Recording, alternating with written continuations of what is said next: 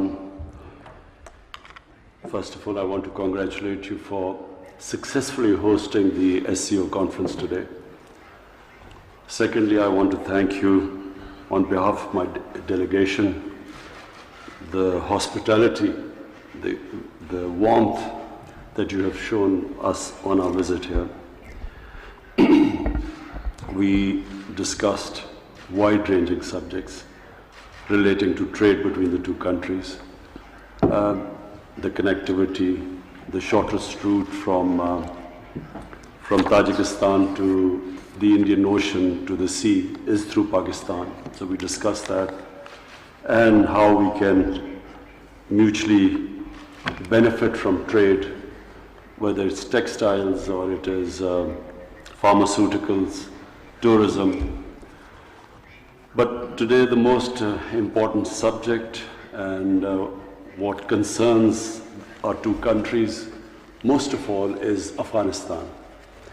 And as Mr. President, you quite rightly said, that it is extremely important not just for Tajikistan and Pakistan that there's peace in Afghanistan, but especially for the long-suffering people of Afghanistan. For 40 years, there has been conflict in the country, and it has caused immense suffering for the people there. So we discussed how, given the current situation, how we can ensure or try our best that there is peace and stability in the future.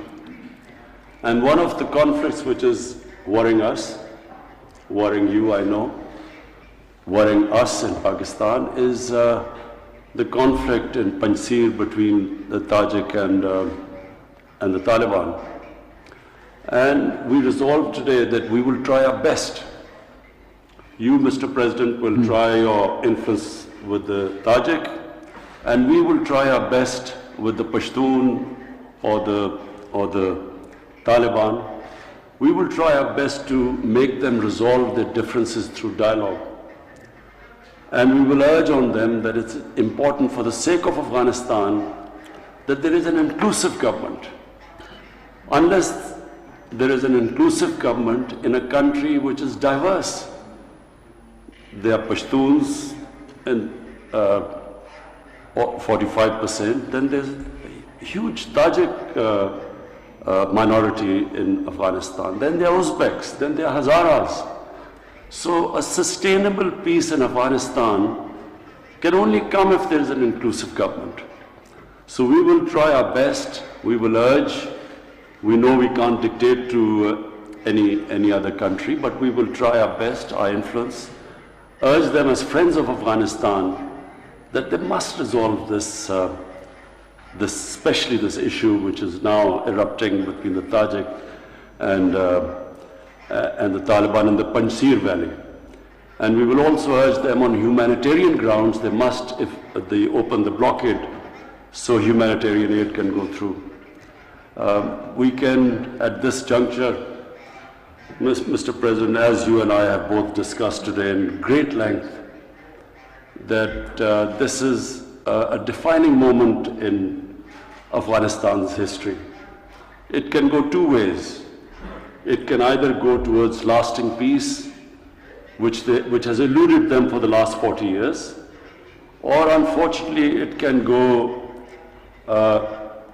the nightmare scenario where it can have more conflict, a humanitarian crisis, more refugees, an unstable Afghanistan which could be used by terrorists. Pakistan, at least, there are 3 different terrorist groups that were using Afghan soil to do terrorist attacks within Pakistan. So therefore, it is in everyone's interest. In fact, it is the world international community. It's in everyone's interest that there is stability and peace in Afghanistan. And so the peace, as we agreed today, can only come if there is an inclusive government.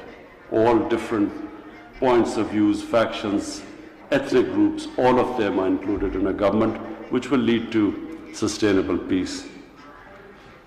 So I thank you again, Mr. President, for your warmth and your great hospitality. I must say, on behalf of my delegation, everyone has been very impressed. We have seen the development that has taken place. We've seen the buildings, the greenery. It shows that you have a real passion.